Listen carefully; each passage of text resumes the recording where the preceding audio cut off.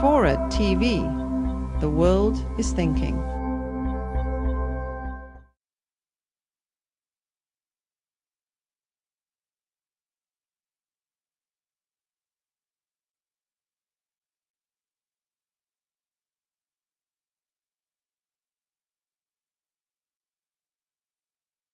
Ladies and gentlemen,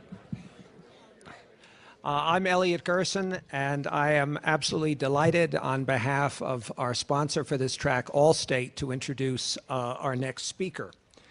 Sam Harris is the author of two best-selling books, The End of Faith and Letter to a Christian Nation.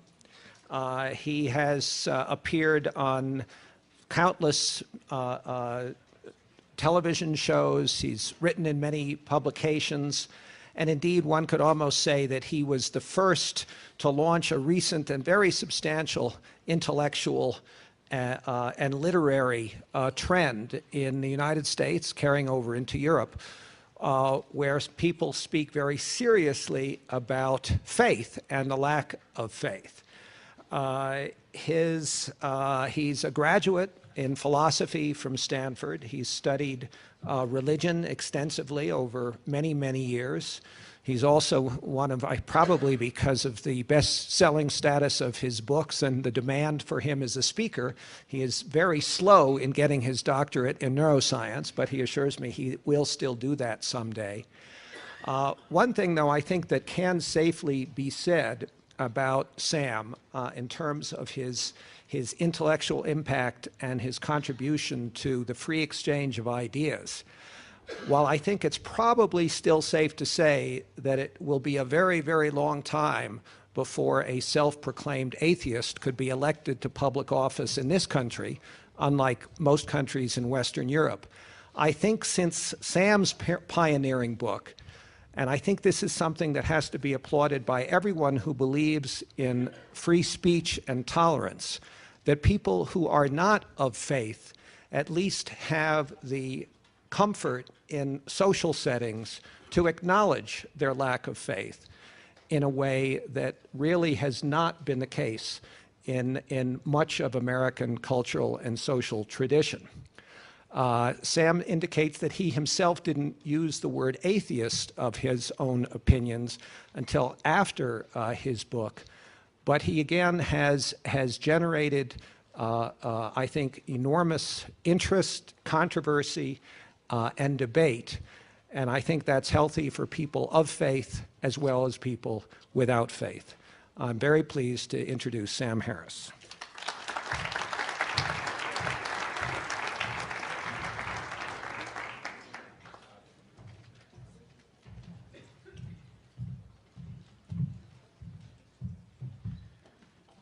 How come you're all not at Walter Isaacson's talk on Einstein? Even I want to be at Walter's talk on Einstein.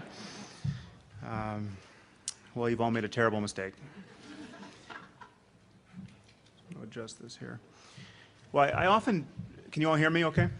I often begin any talk on this subject with an apology because I think I'm destined to say some very derogatory things about religion, and given that we live in a country where 90% of people believe in a biblical God, I think I'm destined to offend some of you here.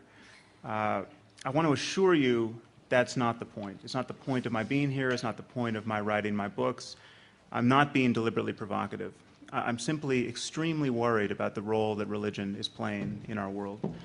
I think religion is the most divisive and dangerous ideology that we have ever produced. And what's more, it's the only ideology that is systematically protected from criticism, both from within and without. It remains taboo.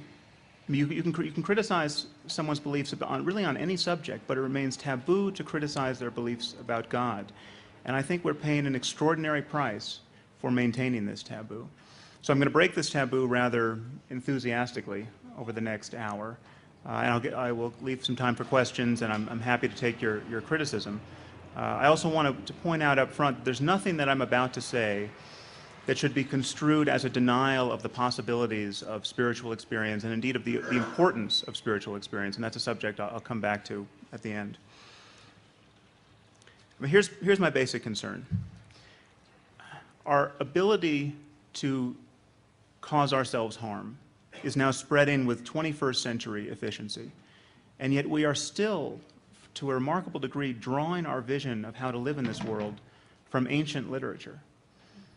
This marriage of modern technology, destructive technology, and Iron Age philosophy is a bad one for reasons that I think nobody should have to specify, much less argue for.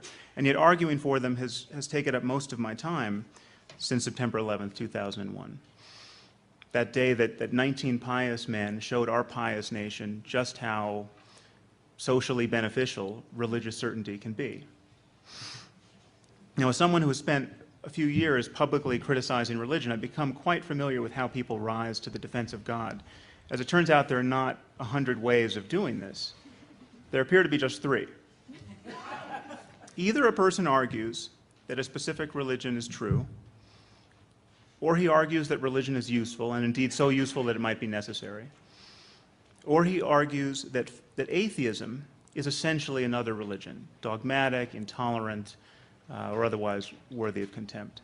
And I want to differentiate these 3 strands of argument because they regularly run together, and any conversation between a believer and non-believers is liable to fall into one of these ruts. Let's begin with the specific claim that a given religion is true. There are 2 problems with arguing this. The first is that, as Bertrand Russell pointed out over a century ago, they can't all be true. I mean, given the sheer diversity of religions on offer, even if we knew that one of them was absolutely true, I mean, even if we knew this was God's multiple choice exam, is it A, Judaism, B, Christianity, C, Islam? Even if we knew we were in this situation, every believer should expect to wind up in hell purely as a matter of probability. It seems to me this should give religious people pause before they espouse their religious certainties. It never does, but it should. The second problem with arguing for the truth of religion is that the evidence for our religious doctrines is either terrible or non-existent. And this subsumes all claims about the existence of a personal God, the divine origin of certain books, the virgin birth of certain people, the veracity of ancient miracles, all of it. And consider Christianity. The entire doctrine is predicated on the idea that the gospel account of the miracles of Jesus is true. This is why people believe Jesus was the Son of God, divine, etc. This textual claim is problematic because everyone acknowledges that the Gospels followed Jesus' ministry by decades, and there's no extra biblical account of his miracles. But the truth is quite a bit worse than that. The truth is, even if we had multiple contemporaneous eyewitness accounts of the miracles of Jesus, this still would not provide sufficient basis to believe that these events actually occurred. Well, why not? Well, the problem is that first-hand reports of miracles are quite common, even in the 21st century. I have met literally hundreds at this point of Western-educated men and women who think that their favorite Hindu or Buddhist guru has magic powers. The powers ascribed to these gurus are every bit as outlandish as those ascribed to Jesus.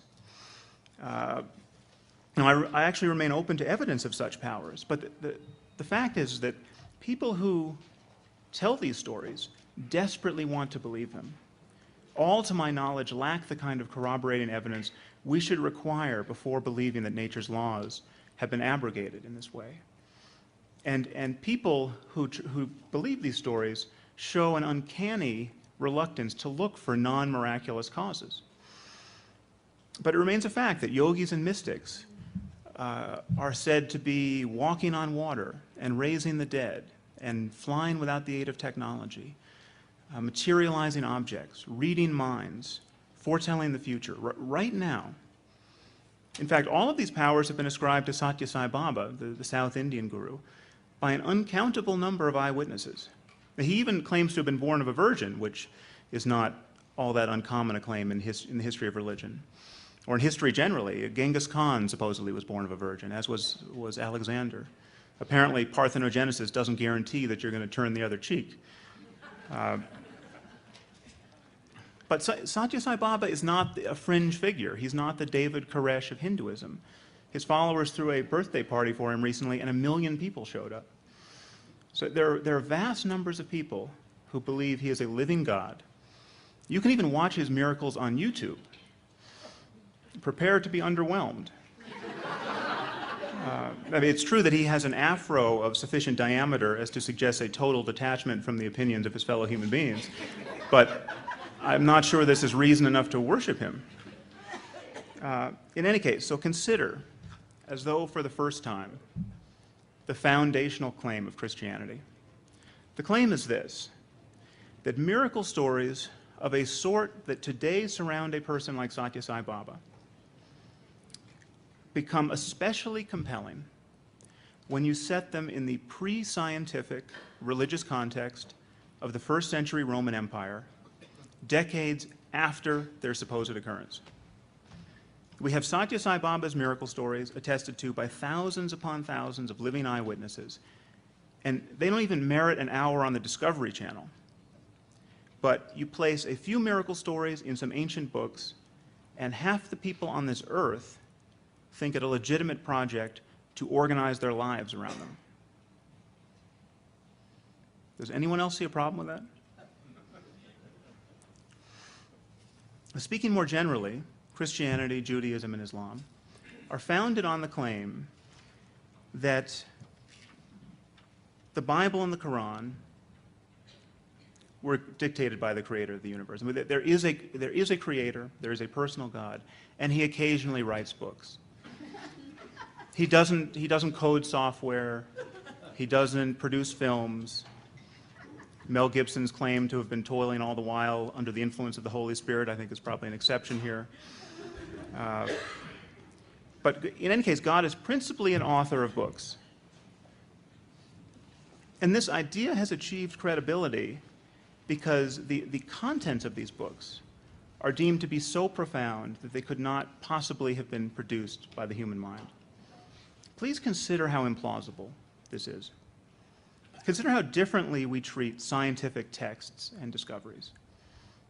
In the year 1665, beginning in the summer of 1665, Isaac Newton went into isolation to dodge the outbreak of plague that was incidentally laying waste to the pious men and women of England. And when he had emerged from his solitude, he had invented the integral and differential calculus. He had discovered the laws of universal gravitation and motion. He had set the field of optics on its foundation. Now, many scientists think this is the most awe-inspiring display of human intelligence in the history of human intelligence. And yet no one is tempted to ascribe this to divine agency. We know that these accomplishments were effected by a mortal, and a very unpleasant mortal at that. And yet literally billions of us deem the contents of the Bible and the Quran so profound as to rule out the possibility of terrestrial authorship. Now, given the depth and breadth of human achievement, I think this is almost a miracle in its own right. I mean, it seems to me a miraculous misappropriation of awe. I mean, it took 2 centuries of continuous human ingenuity on the part of some of the smartest people who have ever lived to significantly improve upon Newton's achievement. How difficult would it be to improve the Bible? I mean, anyone in this tent could improve this supposedly inerrant text scientifically, historically, ethically, spiritually, in a matter of moments. I mean, consider the possibility of improving the 10 Commandments. I mean, this may seem to be setting the bar kind of high because this is the only part of the Bible, the only text that God felt the need to physically write himself and in stone. Consider the 2nd commandment, thou shalt not erect any graven images. Is this really the second most important thing upon which to admonish all future generations of human beings? I mean, is this as good as it gets, ethically and spiritually? And you remember the Muslims who rioted by the hundreds of thousands over cartoons. What got them so riled up? Well, this is it, the second commandment. Now, was all that pious mayhem, the burning of embassies, the killing of nuns, was all of that some kind of great flowering of spiritual and ethical intelligence? Or was it egregious medieval stupidity? Well, come to think of it, it was egregious medieval stupidity. The truth is that almost any precept we would put in place of the second commandment would improve the wisdom of the Bible. How about don't mistreat children? How about don't pretend to know things you do not know? Or what about just try not to deep fry all of your food?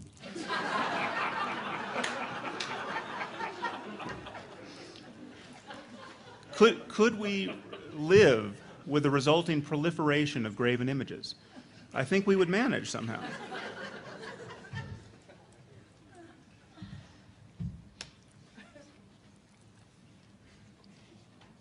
So I submit to you that there is not a person on this earth who has good reason to believe that the Bible and the Quran are the product of omniscient intelligence. And yet billions of people claim to know that they're the Word of God. In fact, 78% of the American population claims to know that the Bible is the Word of God. 70% of college graduates believe that the Bible is the Word of God. So let's leave aside questions of religion's truth for a moment. The second way of arguing in defense of God is to argue that religion is useful, and so useful that it may, in fact, be necessary. Now, this line of argument is also problematic for a few reasons. The first is that it really is a total non sequitur. I mean, this is not, even if religious belief was exquisitely useful, I don't doubt there are circumstances in which it is, in fact, useful. But even if it were useful across the board, this would not give us reason to believe that a personal God exists or that any one of our books are His Word. I mean, the fact that certain ideas are useful or motivating or give people meaning in their lives. I mean, the fact that the idea that God has a plan for me or everything happens for a reason, the fact that such ideas are consoling does not offer the slightest reason to believe that they are true. And in fact, ironically, even if we had good scientific reasons to believe that these ideas were true, their power to console us wouldn't even offer an additional reason to believe that they're true. I mean, even if the cosmologists and the physicists came forward suddenly and said, you know, sorry for the misunderstanding, guys, but it seems there is a God and he has a plan for you. The fact that so many of us would find this consoling would give us further reason to be skeptical in scientific terms. This is why we have phrases like wishful thinking and self-delusion and self-deception.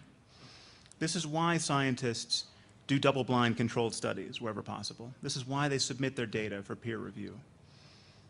If we have conquered any ground in our career of rationality, it is on this point. There is a profound difference between having good reasons for believing something and simply wanting to believe it.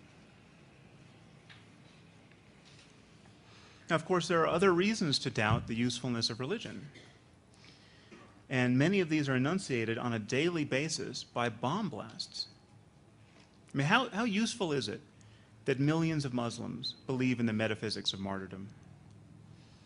How useful is it that the Sunni and the Shia in Iraq have such heartfelt religious differences?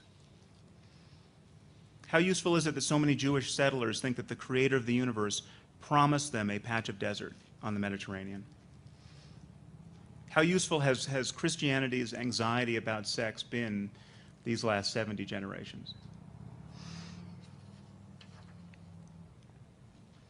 Now, those who conflate usefulness and truth in defense of religion generally argue that religion provides the most reliable foundation for morality. Now, again, before we're even tempted to evaluate this claim, please notice that it is a non sequitur. It is not, even if religion made people moral, this would not provide evidence for the existence of God or that Jesus is his son or any specific doctrinal proposition to which people are attached. I mean, every religion could function like a placebo. They could be extremely useful and entirely barren of content. But let's talk for a moment about the supposed link between morality and religion. It seems to me that religion gives people bad reasons to be good, where good reasons are actually available. I mean, ask yourself, which is more moral? Helping the poor, feeding the hungry, defending the weak, out of a mere concern for their well-being, or doing so because you think the creator of the universe wants you to do it? The truth is, people do not need to be threatened with damnation to love their children, to love their friends, to want to collaborate with strangers, or indeed to recognize that helping strangers can be one of their greatest sources of happiness. And what kind of morality is it that is entirely predicated on a self-interested desire to escape damnation?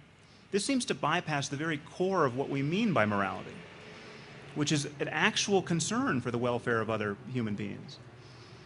Clearly, it is possible to teach our children to form such a concern and to grow in empathy and compassion without lying to ourselves or to them about the nature of the universe, without pretending to know things we do not know.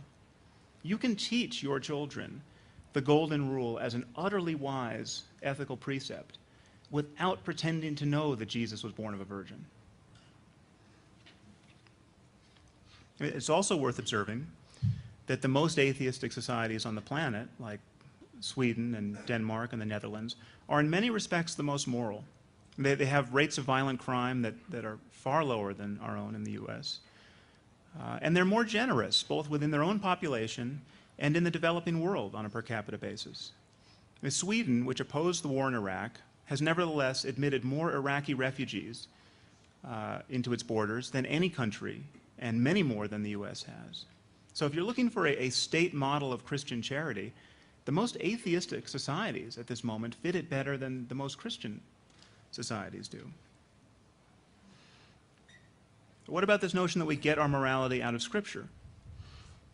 Well, clearly we don't get our most basic moral impulses out of Scripture, because these can be seen emerging very early. I mean, toddlers 18 months old will spontaneously try to comfort somebody who looks upset. And a person clearly doesn't learn that cruelty is wrong by reading the Bible or the Quran, because if you don't already know that going in, you're just going to be confronted with endless celebrations of cruelty in these texts. I mean, these books are bursting with celebrations of cruelty, both human and divine. The God of the Bible hates sodomy and will kill you for it, but he rather enjoys the occasional human sacrifice. I think at the very least we can say he doesn't quite have his priorities straight. In the Old Testament, we witness the most immoral behavior imaginable: genocide, ethnic cleansing, sexual slavery, the murder of children, kidnapping, all of it not only permitted by God, but mandated by God. I mean, if you doubt this, take another look at books like Exodus and Leviticus and Deuteronomy and 2 Samuel and Numbers and 1 and 2 Kings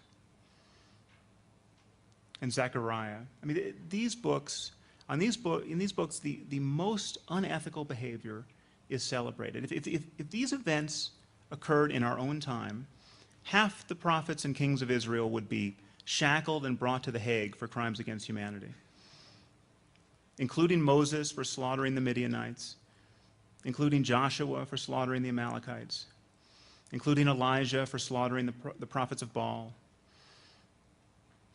I mean, these men, by our standards today, they were utter psychopaths, as was Abraham for, as Christopher Hitchens recently put it, for taking such a long and gloomy walk with his son Isaac.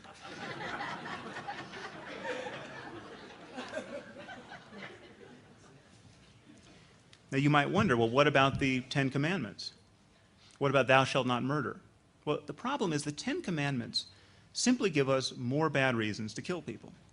I mean, what are you supposed to do when your best friend breaks the Sabbath, or erects a graven image, or takes the Lord's name in vain. You're supposed to kill him. And if you're unwilling to kill him, your neighbors are supposed to kill you. Is this really the best book we have on morality? Is it even a good book? Now, happily, most Christians and Jews now disregard the morality on offer in the Old Testament. And they rationalize the barbarity we find there by saying, oh, this was appropriate to the time, it was appropriate to the ancient world. The idea being that the Canaanites were so ill-behaved that just getting together a short list of reasons to kill your neighbor and sticking to it was a great improvement over the general barbarity of the time. No, it wasn't. It was within the moral compass of human beings then to recognize that killing somebody for adultery was evil. The Buddha managed it. Mahavira, the Jain patriarch, managed it. Numerous Greek philosophers managed it. So Jews and Christians are simply lying to themselves when they talk about the impediments to morality that prevailed in the 5th century BC.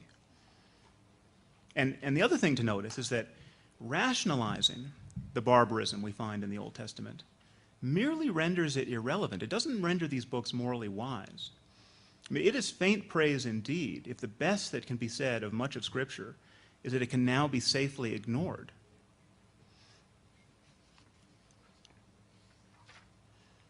Now, and despite what Christians say on the subject, the New Testament isn't so good as to make the Bible a reliable basis of morality.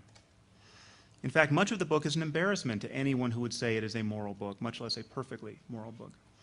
And nowhere is this clearer than on the question of slavery. And the truth is, the Bible in its totality, Old Testament, New Testament, support slavery. If we recognize anything, if we converge on any point in ethical terms now, it's that slavery is evil. Nowhere in the Bible is this evil recognized, much less repudiated. The slaveholders of the South were on the winning side of a theological argument. They knew it. They never stopped talking about it. The best God does in the Old Testament is to admonish us not to beat our slaves so badly that we injure their eyes or their teeth, or not to beat them so badly with a rod that they die on the spot.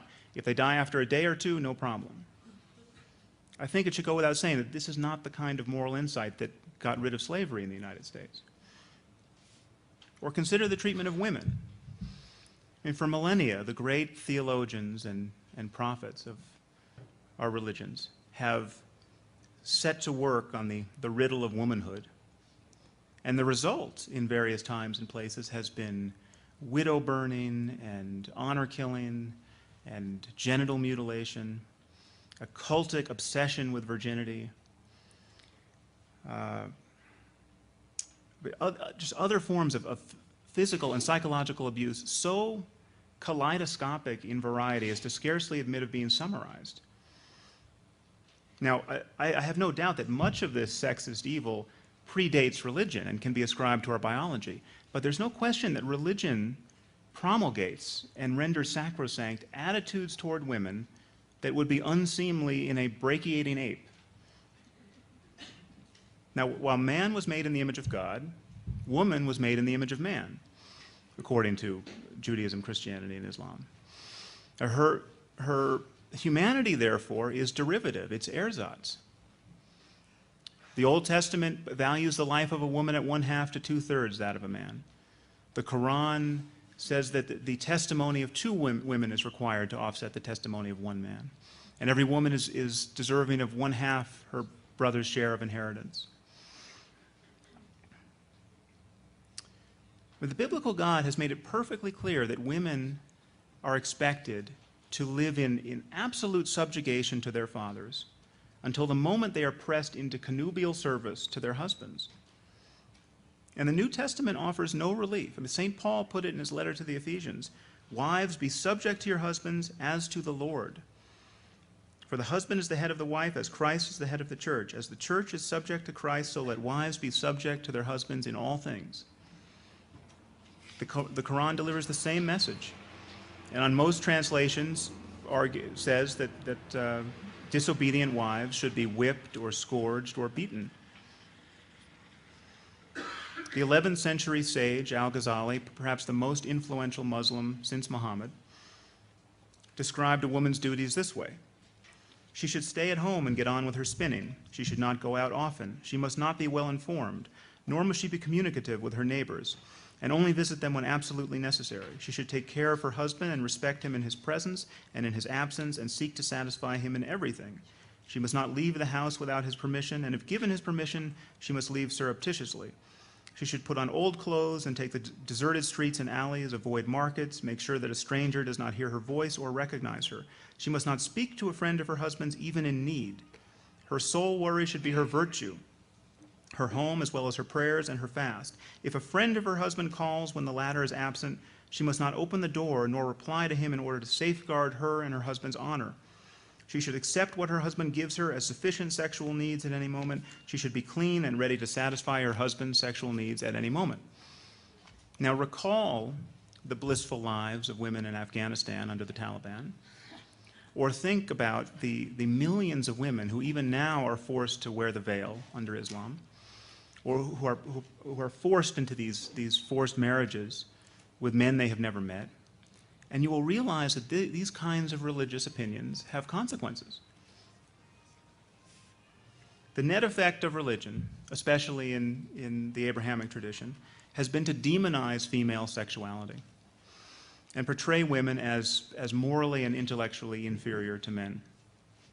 I mean, every woman, it is imagined, holds the honor of the men in her lives for ransom and is liable to tarnish it with a glance or destroy it outright through sexual indiscretion. In this context, rape is actually a crime that one man commits against another man. The woman is only shame's vehicle, and often culpably acquiescent, being all blandishments and guile and winking treachery. In the Old Testament, in Deuteronomy 22, God says that if a woman doesn't scream loudly enough while being raped, she should be stoned to death as an accessory to her own defilement.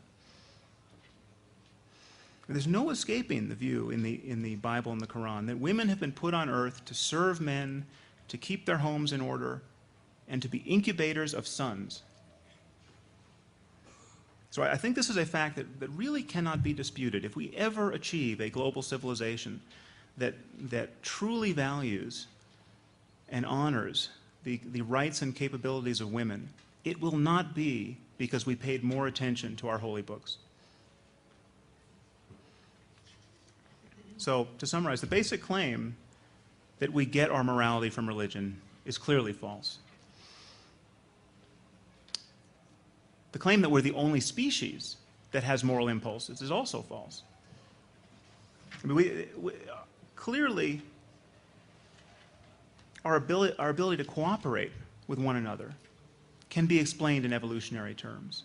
I mean, chimpanzees, with whom we share 99% of our DNA, find one another's emotional lives contagious, just as we do. They're motivated to reconcile after disputes, to comfort one another. Chimpanzees have even died trying to save other chimpanzees from drowning. They react negatively to situations that they perceive as unfair, like the unequal distribution of food. Given how gregarious all primates are, it is not a surprise that evolution would have selected for a variety of ethical concerns and social instincts. Now, religious people, I think, are right to believe that our morality isn't merely a product of culture. I mean, it is deeply hardwired in us. And it clearly is massively empowered by our ability to speak and to write. I mean, language gives us the capacity to extend our moral horizons beyond our mere family and kin, and even beyond our species. But it's also, it should be pointed out, that language also empowers our hatred and stupidity to a remarkable degree. And we are the only species, to my knowledge, that can forsake life-saving medical research, demonize homosexuals, or fly planes into buildings because of what we tell one another about God. The fact is, the basic fact is, on this point of morality, is that we decide what is good in our good books.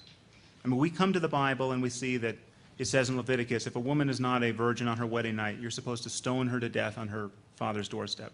We choose to reject this pearl of ancient wisdom. And then we choose to emphasize something like the golden rule. So that the guarantor of our morality is in our brains, not in our books.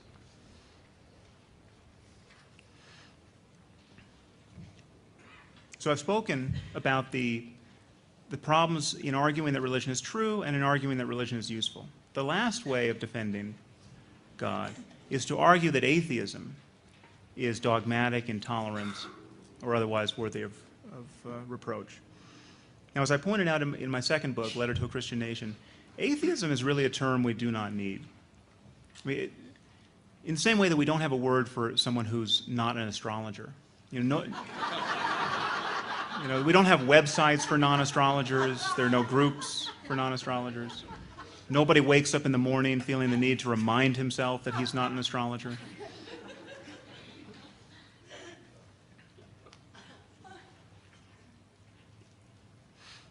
I mean, the irony is that atheism is completely without content. It is not a philosophical position. And all religious people are atheists with respect to everyone else's religion. I mean, we're all atheists with respect to the thousands of dead gods who lie in that mass grave we call mythology. I mean, think of Thor and Isis and Zeus. These were once gods in good standing among our ancestors.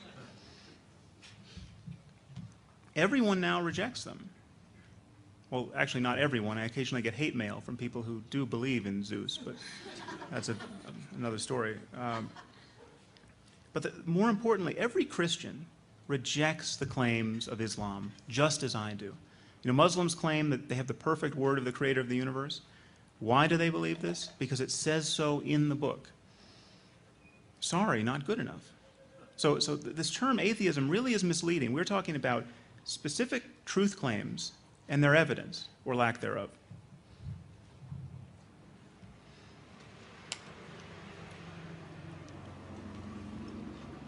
Now, what about the charge that atheism is dogmatic? Let's get this straight. Jews, Christians, and Muslims claim that their holy books are so profound, so prescient of humanity's needs, that they could have only been written by an omniscient being.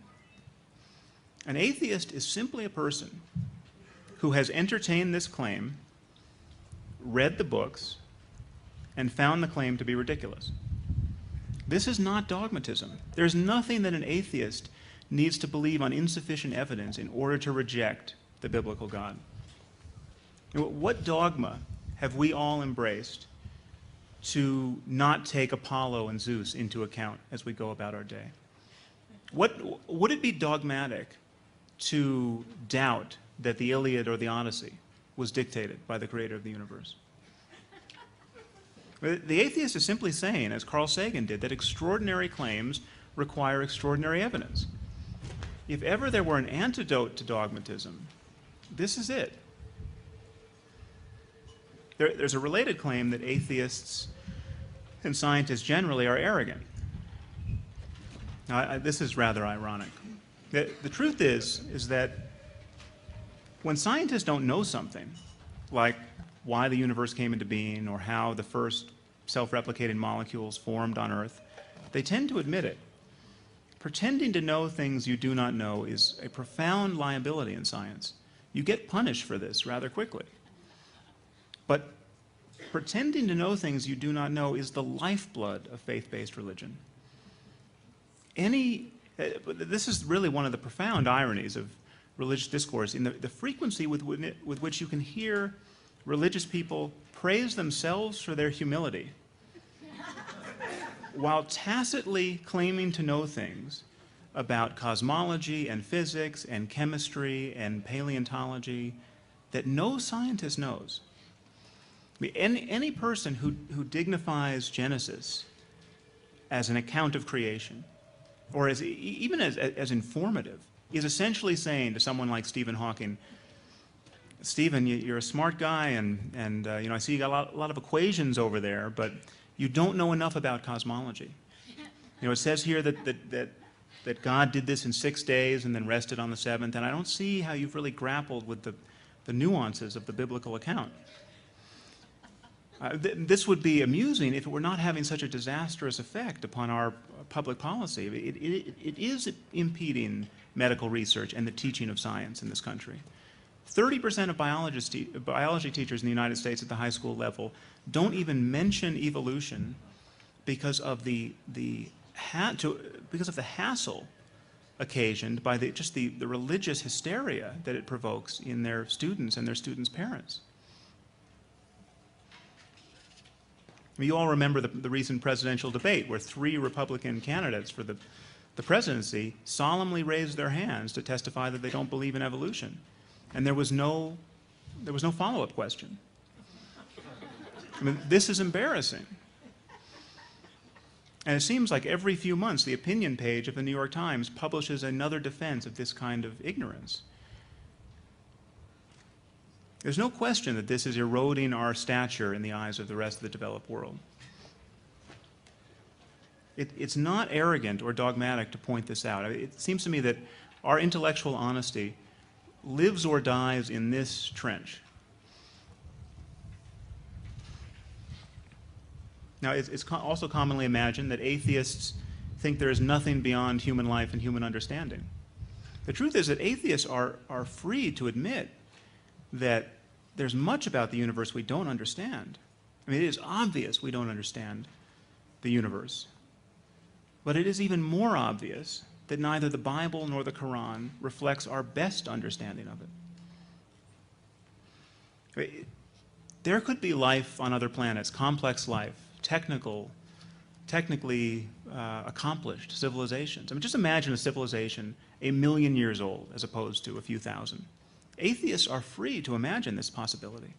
They're also free to admit that if such brilliant extraterrestrials exist, the Bible and the Quran are going to be even less impressive to them than they are to human atheists. It's often imagined that atheists are in principle closed to spiritual experience. But the truth is that there's nothing that prevents an atheist from experiencing self-transcending love, or ecstasy, or rapture, or awe. In fact, there's nothing that prevents an atheist from going into a cave for a year or a decade and practicing meditation like a proper mystic. What atheists don't tend to do is make unjustified and unjustifiable claims about the cosmos on the basis of those experiences. Now, there's no question that disciplines like meditation and prayer can have a profound effect upon the human mind. But do the positive experiences of, say, Christian mystics over the ages suggest that Jesus is the sole savior of humanity? Not even remotely, because Christians have been having these experiences, but so have Buddhists and Muslims and even atheists. So there's a deeper reality here, and it makes a mockery of religious denominations. The fact is that whenever human beings make an honest effort to get at the truth, they reliably transcend the accidents of their birth and upbringing.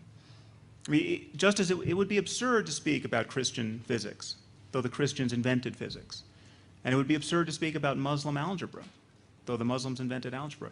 It will one day be absurd to speak about Christian or Muslim ethics or spirituality.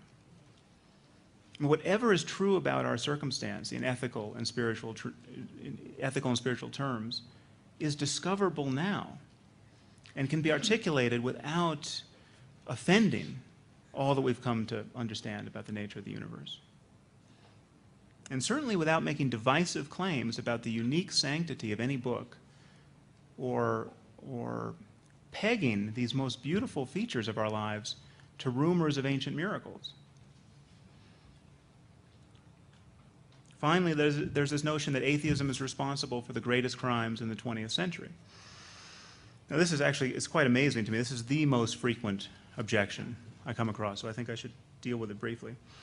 It is amazing how many people think that the crimes of Hitler and Pol Pot and Mao were the result of atheism.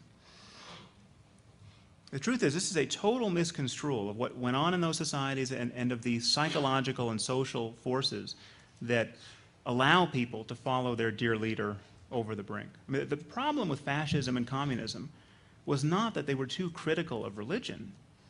The problem is they're too much like religions. I mean, these are utterly dogmatic systems of thought.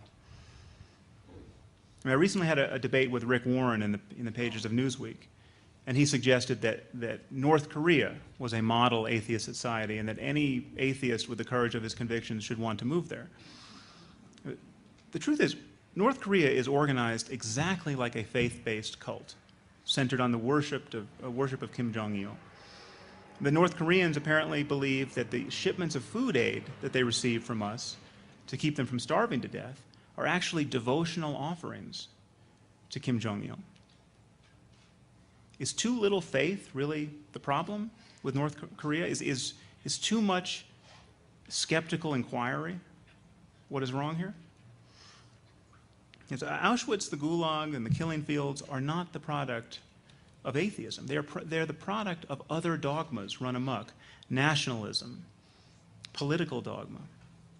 Hitler did not engineer a genocide in Europe because of atheism. In fact, Hitler doesn't even appear to have been an atheist. He regularly invoked Jesus in his speeches. But that's beside the point. He did it on the basis of other beliefs, dogmas about Jews and the purity of German blood. The history of Muslim jihad, however, does have something to do with Islam. The atrocities of September 11th did have something to do with what 19 men believed about martyrdom and paradise. The fact that we're not funding stem cell research at the federal level does have something to do with what Christians believe about conception and the human soul. It's important to focus on the specific consequences of specific ideas. So I want to make it very clear that I am not holding religion responsible for every bad thing that a religious person has done in human history, to be balanced against all the bad things that atheists have done. I'm only holding religion responsible for what people do and will continue to do explicitly for religious reasons.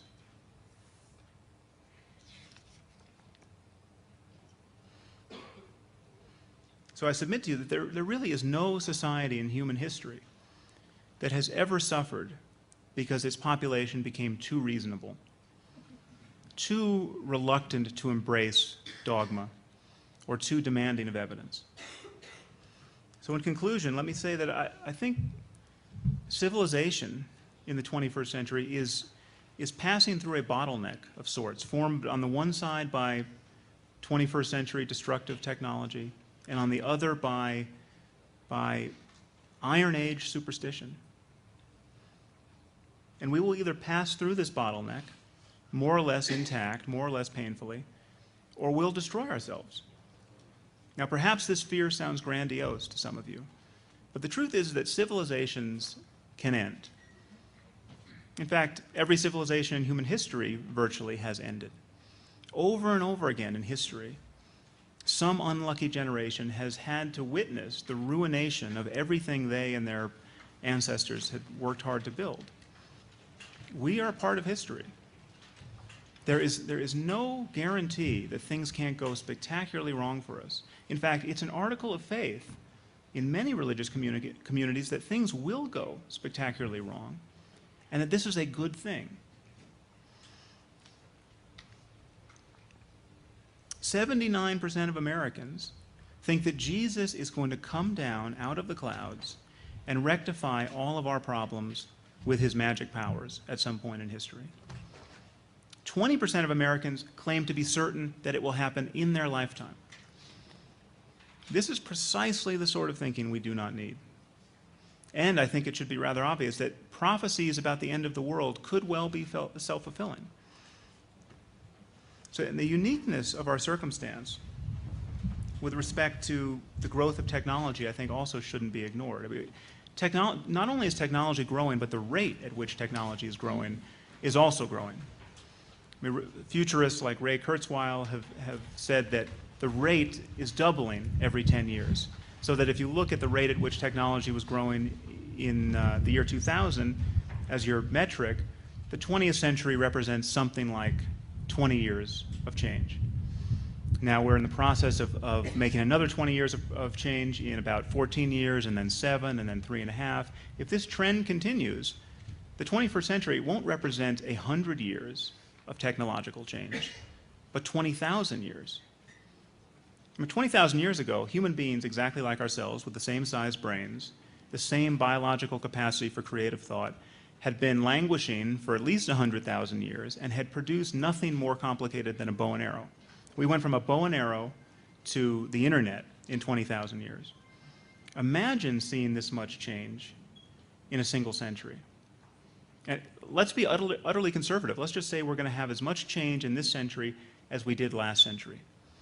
Even this is sobering when you recognize who is going to have access to this kind of technology. I mean, just look at how the internet has facilitated the global jihadist movement among Muslims. Look how difficult it is proving to stop the proliferation of nuclear weapons.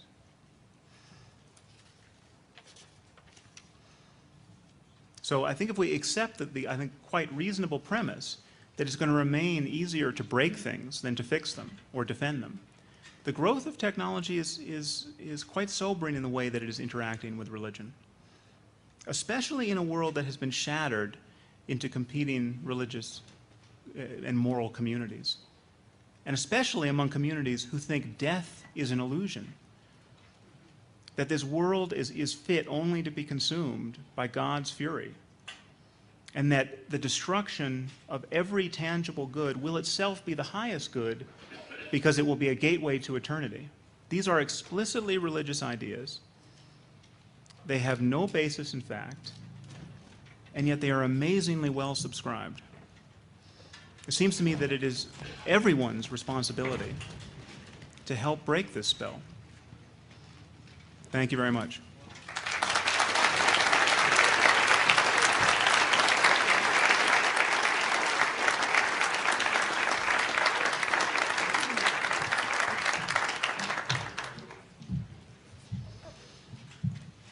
Oh, hello. In your arguments, you use mostly reason and the brain to argue against religion and the Bible. The ancient philosopher Blaise Pascal wrote in his Pensées, "The heart has reason in which reason does not know. We know this in countless ways." What would you say to people who try to lead a good and just life by, through their religion and by following what is in their hearts, rather than following the literal sayings of the Bible and following reasoning? Yeah, well, I certainly don't mean to diminish experience that has nothing to do with coming to a rational understanding of the way the world works. I mean, much of our experience is not a matter of reason. It's not a matter of belief even, and some of the most important aspects of our experience aren't. So experiencing love and devotion and awe, I mean, these are features of our subjectivity that I think are extraordinarily valuable. The important thing to recognize is that if you think the only real container, the only viable container for those experiences is your denominational church, is the language of your ancestors, you know, if you're still committed to being a Christian or a Muslim or a Jew, I think you are tacitly supporting the religious divisions in our world. I mean, you are giving cover, I think, quite explicitly to all of the people who take their holy books far more seriously. I mean, I can't tell you how much time I and other people have spent having to fight the battle against the liberals and moderate Christians and Jews and Muslims who will insist upon the viability of these denominations and of raising their children to think that they're Christians and Muslims and Jews, and who will never admit that any of the extremist behavior going on in the name of their faith has anything to do with religion. And so there's no question in my mind that it provides a kind of friction in our discourse where we really can't call a spade and say, okay, this is much of the Bible and the Quran is just life-destroying gibberish, and we just have to acknowledge this and cease to take these books seriously. Okay, thank you. Yeah.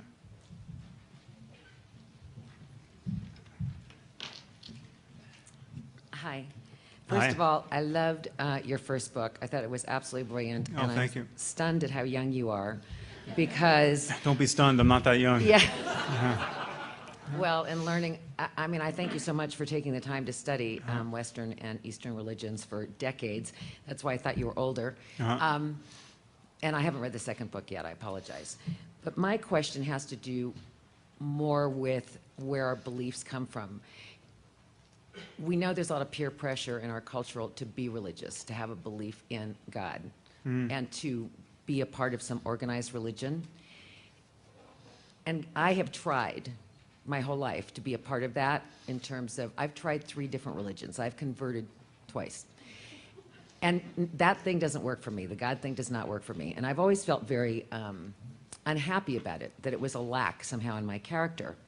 But then I've read recently that there's a study that has been done, and I'm wondering if maybe this is why you're studying neuroscience. There's a study that has been done that posits there may be a belief gene. There may be a gene in people that makes them believers, and those of us who don't have it, we don't have it. Right, right. Well, I think you might be referring to Dean Hamer's much publicized notion of the God gene, which, Yes. if I'm not mistaken, related to a serotonin receptor or transporter that people have in abundance if they have these, tend to have these transcendent experiences. So it didn't deal with belief per se. I think that the issue of belief is that I don't see religious belief as distinct from any other kinds of beliefs. I mean, we represent the world in our thoughts, and all of us are in the business of hoping that our representations are accurate, or at least accurate enough so that we can successfully negotiate our lives happily. I mean, nobody wants to be mistaken, profoundly mistaken about their place in the world, or about what happens after death, or where their loved ones go after. I mean, we're not in the business of deceiving ourselves just willfully. And so religious beliefs are on all fours with all of our other beliefs. We are describing the world. We're trading in these descriptions through language. Someone says to you, well, do you realize that Jesus is your personal Savior, and nobody, He's the way and the truth and the life, and nobody gets to heaven but through Him? That is a description of the way this universe is organized in moral terms and in spiritual terms, and it's either right or wrong, and it purports to be right, and it promises terrible consequences to those who don't accept it. Now, this is a very strange scheme, I think, to believe in. I mean, I'm not the first person to point out that it's a very strange sort of loving God who would have salvation depend on a person's ability to believe in Him for bad reasons. I mean, it's a weird scenario, but it's a scenario that is many people find emotionally consoling. And there's another aspect here is that reason and belief are not easily separated from emotion. I mean, our rational lives are deeply entangled with our emotional lives, and we feel emotional responses to things we find to be unreasonable. I mean, I happen to think that doubt is on a continuum with disgust and other psychological rejection states. And so when we doubt a proposition, we are having an emotional response to it. And so I think we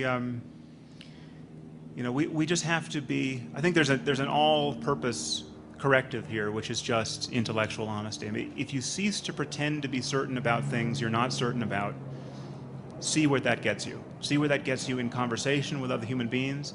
I think it'll get you a profoundly ethical life. It'll certainly get you a profoundly non-deceptive life.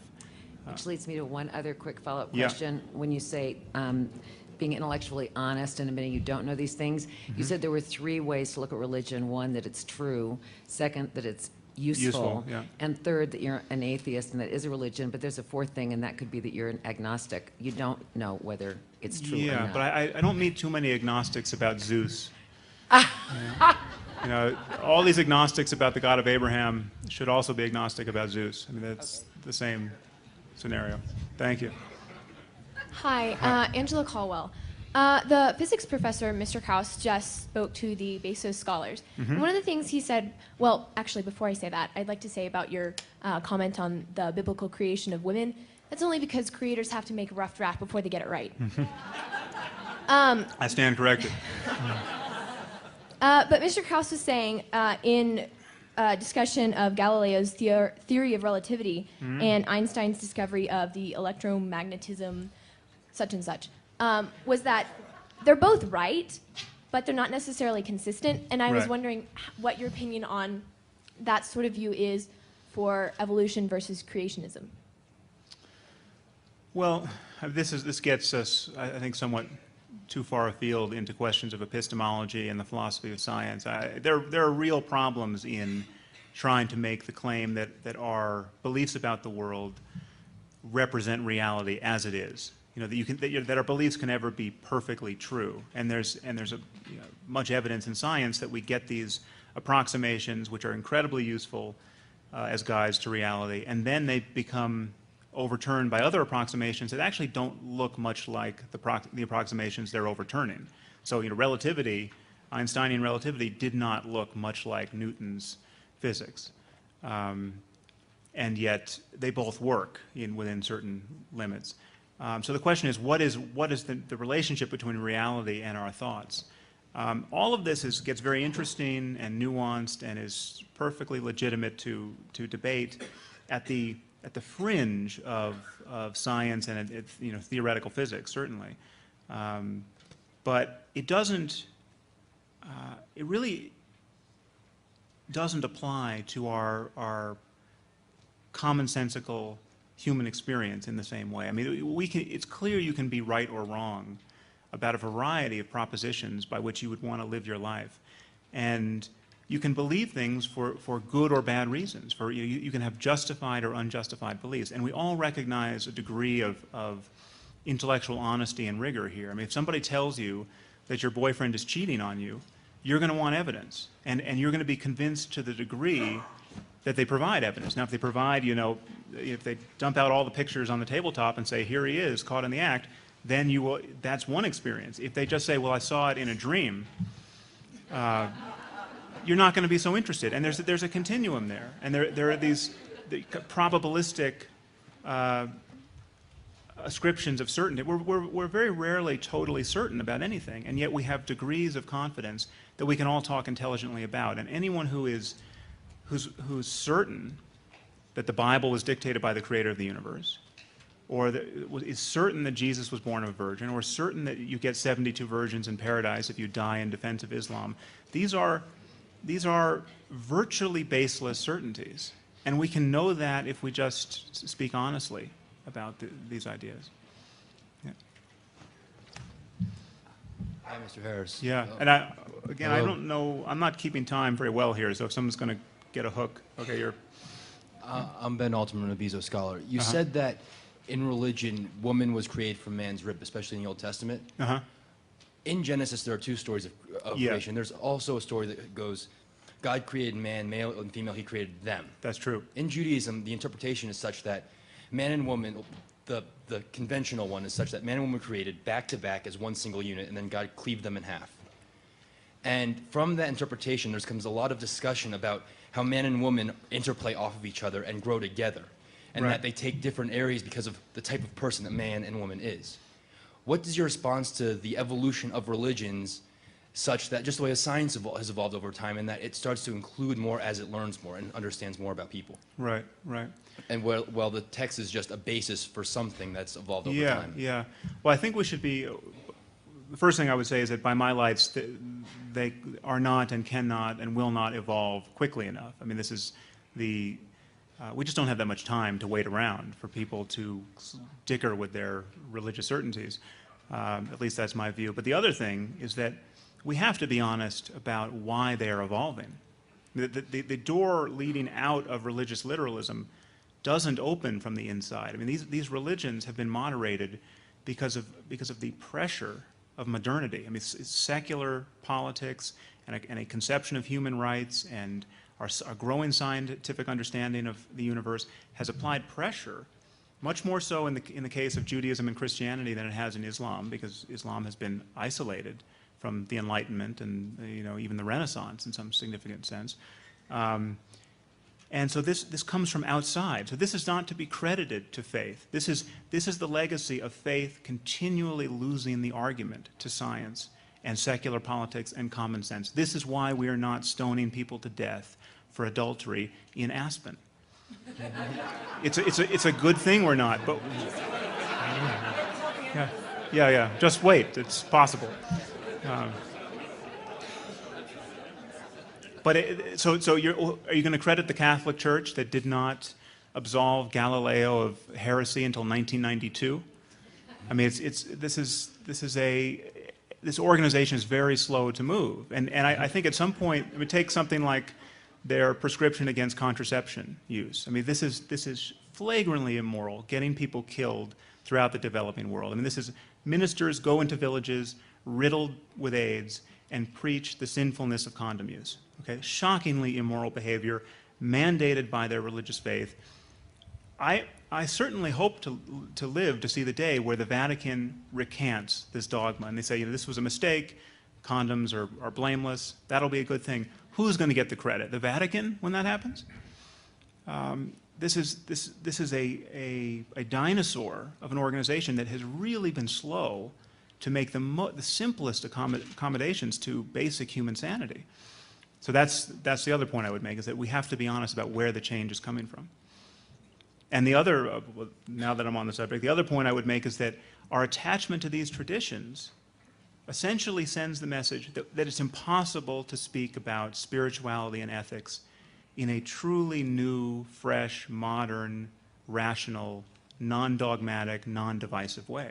That we have to stay linked to these traditions. I don't see any evidence for that, and we don't play by those rules in any other domain, certainly not in science. But then how would you respond to the Saigong and Rabbi Kula sitting down last night at an evening exchange and talking openly about religions and comparing the ways they both work? Well, that is the discourse of religious moderation. It's true that you can put moderate Christians and moderate Muslims and moderate Jews on the same dais, and they may, I think we should look closely at who's calling themselves a moderate and what they really believe. I think there are many people who pretend to more moderation than they do in fact embody. I think there are people who are sitting on the same dais in a very friendly way, in a collegial way, talking about the common project of religious diversity, all the while thinking that their colleagues are going to go to hell for eternity. I think people are finding themselves in that situation a lot and not admitting it. But as I sat down with Rick Warren, who is criticized from the religious right. I mean, I wouldn't call him a moderate. He's still a fundamentalist of sorts. But there are people much more fundamental than he who criticize him for not being biblical enough. John Meacham asked him in the interview, "Do you think Sam is going to go to hell?" Well, yeah, probably.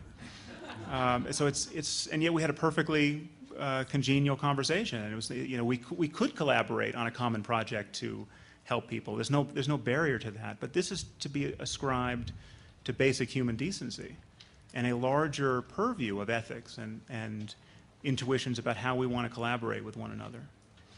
Thank you. Yeah. One more question.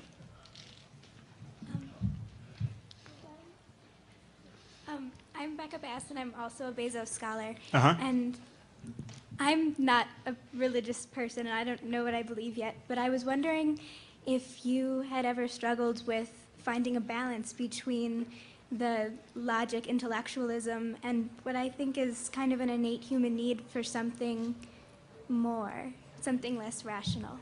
Yeah, well, I think, I don't think I am a particularly good advertisement for achieving that balance, but within the privacy of my own mind, I do, work to find that balance. So I've spent months on meditation retreats, just doing nothing but practice meditation in silence. And this is not a matter of thinking, or you inadvertently think, but the goal of meditation is not to think about anything rationally or figure anything out. It is simply to pay more and more attention to the flow of your experience and see what it's like to be just aware of sights and sounds and sensations. This is a highly non-rational pursuit. It's not an irrational pursuit. I mean, it only becomes irrational if you begin making claims about the universe that are not rationally justifiable. But it is, it's an occasion in which, you experience bliss and a variety of things that spiritual people desperately want to experience. you don't have to pretend to know anything you don't know in order to do that. And that's really my basic point. Thank you very much. Thank you.